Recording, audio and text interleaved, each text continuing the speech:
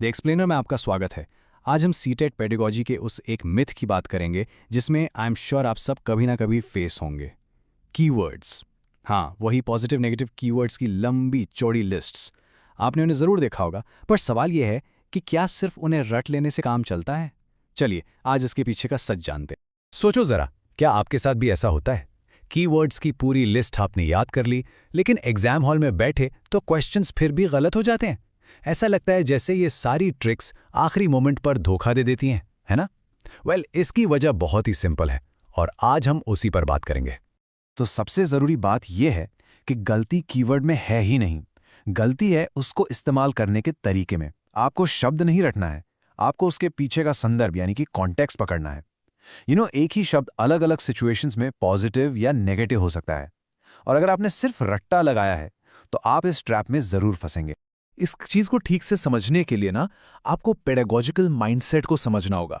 देखिए, सीटेट आपसे एक मॉडर्न चाइल्ड सेंट्रिक सोच की उम्मीद करता है। वो चाहता है कि आप एक ऐसी टीचर की तरह सोचें जिसके लिए बच्चा सबसे इंपॉर्टेंट है। तो जो पॉजिटिव कीवर्ड्स हैं वो इसी सोच को रिफ्लेक्ट करते हैं, जहां बच्चा एक एक्टिव लर्नर है। वहीं नेगेटिव कीवर्ड्स उन पुराने रिजिड तरीकों को दर्शाते हैं जहां टीचर ही सब कुछ था और बच्चा बस चुपचाप सुनने वाला। ओके, तो चलिए शुरू करते हैं हमारे पहले थीम से, थिंकिंग। यहां हम देखेंगे कि कैसे कुछ कीवर्ड्स हमारी सोच पर एक रोड ब्लॉक, एक ऐसी दीवार खड़ी कर देते हैं, और कैसे कुछ दूसरे कीवर्ड्स प्रॉब्लम सॉल्व करने के नए नए रास्ते खोलते हैं। अब जरा यहां देखिए, एक तरफ है फंक्शनल फिक्सनेस और कन्वर्जन थिंकिंग जैसे बैरियर्स। ये वो चीजें हैं जो आपको एक ही दायरे में, एक ही बॉक्स में सोचने पर मजबूर करते हैं। वहीं दूसरी तरफ है डाइवर्जेंट थिंकिंग और एनालॉजिकल थिंकिंग जैसे टूल्स, जो आपको फ्लेक्सिबल बनाते हैं, आज़ाद बनाते हैं अलग अलग दिशाओं में सोचने के लिए। अच्छा, अब ये फंक्शनल फिक्सनेस क्या चीज़ है? ये वो मानसिक स्थिति है, वो मेंटल ब्लॉक, जब आप किसी चीज़ का कोई नया इस्तेमाल या किसी प्रॉब्लम का नया सल्यूशन नहीं देख पाते। बस आप एक ही पुराने तरीके पर अटक जाते हैं। काइंड लाइक कुछ लोग सोचते हैं कि जो तरीका 20 साल पहले काम करता था वही आज भी काम करेगा। ये सोच ही प्रॉब्लम सॉल्विंग में सबसे बड़ी रुकावट है। हमारा अगला सेक्शन है मोटिवेशन के बारे में, और यहां एक बहुत जरूरी सवाल है। आप पढ़ क्यों रहे हैं? सिर्फ रेस जीतने के लिए, फर्स्ट आने के लिए, या सच में कुछ सीखने और समझने के लिए? यही फर्क है परफॉर्मेंस और मास्टरी गोल्स में। यह स्लाइड सीधे 3 इडियट्स मूवी की याद दिलाती है, राइट? परफॉर्मेंस गोल्स वाला है चतुर, जिसका एक ही मकसद है, फर्स्ट आना, चाहे उसके लिए रट्टा ही क्यों ना मारना पड़े।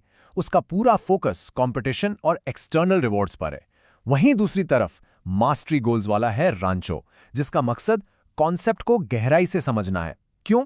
क्योंकि उसे सीखने में मजा आता है। उसका फोकस क्यूरियोसिटी और अंदर की खुशी पर। और फिर आती है ये लाइन जो सब कुछ साफ कर देती है, काबिल बनो, कामयाबी झकमार के पीछे आएगी। यही मास्टरी माइंडसेट की ताकत है। और याद रखिएगा, सीटेट की पेडागोजी हमेशा हमेशा मास्टरी गोल्स को ही पॉजिटिव मानती है, परफॉर्मेंस गोल्स को नहीं। तो इसी से जुड़ता है हमारा अगला कॉन्सेप्ट, लर्निंग प्रोसेस। हम आखिर पहचाने कैसे कि बच्चा सच में सीख रहा है या सिर्फ खोखली जानकारी को रट रहा है? देखिए, ये सारे कीवर्ड्स एक ही परिवार के सदस्य हैं। Rote learning, drill and practice, memorisation और रिकॉल, ये सब पैसिव लर्निंग के निशान हैं। इसका मतलब है कि बच्चा एक्टिवली सोच नहीं रहा, बस इंफॉर्मेशन को अपने दिमाग में भर रहा है। इन शब्दों को ऑप्शन में देखते ही ना आपके कान खड़े हो जाने चाहिए। You got be alert. और इसी टॉपिक से जुड़ा है assessment. Summative assessment final exams जैसा है, जिसका मकसद जज करना या सर्टिफिकेट देना है। ये ज़रूरी है, आखिर रिपोर्ट कार्ड तो बनाना ही है, लेकिन पेडागोजी के हिसाब से ये बेस्ट नहीं है। दूसरी तरफ है फॉर्मेटिव असेसमेंट, जो सीखने के दौरान होता है, जैसे क्लास डिस्कशंस या ऑब्जर्वेशन से। इसका मकसद फीडबैक देकर लर्निंग को बेहतर बनाना है, ना कि जज करना। इसलिए फॉर्मेटिव हमेशा एक पॉजिटिव कीवर्ड है। चलिए अब आते हैं अपने आखिरी और शायद सबसे इंपॉर्टेंट थीम पर, क्लासरूम का माहौल कैसा होना चाहिए। एक आइडियल क्लासरूम वो है जहां हर बच्चा चाहे उसकी काबिलियत या बैकग्राउंड कुछ भी हो, आगे बढ़ सके।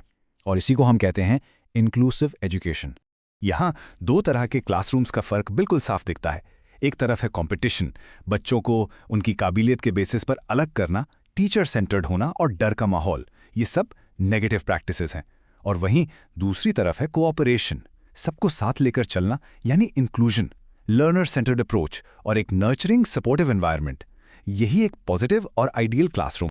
ये स्लाइड बिल्कुल साफ बताती है कि वन साइज फिट्स ऑल का अप्रोच क्यों गलत है। स्टैंडर्डाइज्ड करिकुलम या स्टैंडर्डाइज्ड टेस्ट्स ये सब रिजिड होते हैं, वो बच्चों के इंडिविजुअल डिफरेंसेस को नज़रअंदाज करते हैं, इसलिए ये नेगेटिव हैं। हमें क्या चाहिए? हमें चाहिए फ्लेक्सिबल मेथड्स, जैसे कि डिफरेंशिएटेड इंस्ट्रक्शन, जो हर बच्चे की ज़रूरत का ध्यान रखे। और हाँ, हमें जेंडर स्टीरियोटाइप से बचकर जेंडर रोल फ्लेक्सिबिलिटी को बढ़ावा देना है। तो इस पूरे एक्सप्लेनर का सार यही है, the main point is this: आपको कीवर्ड्स का शिकार नहीं करना है, आपको क्वेश्चन के कॉन्टेक्स्ट को समझना है। जब भी आप कोई ऑप्शन पढ़ें तो खुद से बस 2 सवाल पूछिए। पहला, क्या इस ऑप्शन में बच्चा एक्टिव है या पैसिव? और दूसरा, क्या ये अप्रोच फ्लेक्सिबल है या रिजिड? ट्रस्ट मी, जिस दिन आप कॉन्टेक्स्ट समझ जाएंगे, सही जवाब आपके सामने होगा। आखिर में मैं आपसे एक सवाल छोड़कर जाना चाहता हूं। आपकी ये तैयारी, ये सिर्फ एक टेस्ट पास करने के लिए है या एक बेहतर टीचर बनने के लिए? क्योंकि जिस दिन आप एक टीचर की तरह सोचना शुरू कर देंगे, उस दिन पेडागोजी का हर सवाल आपको आसान लगने लगेगा। इस पर जरूर सोचेगा। मिलते हैं अगले एक्सप्लेनर में।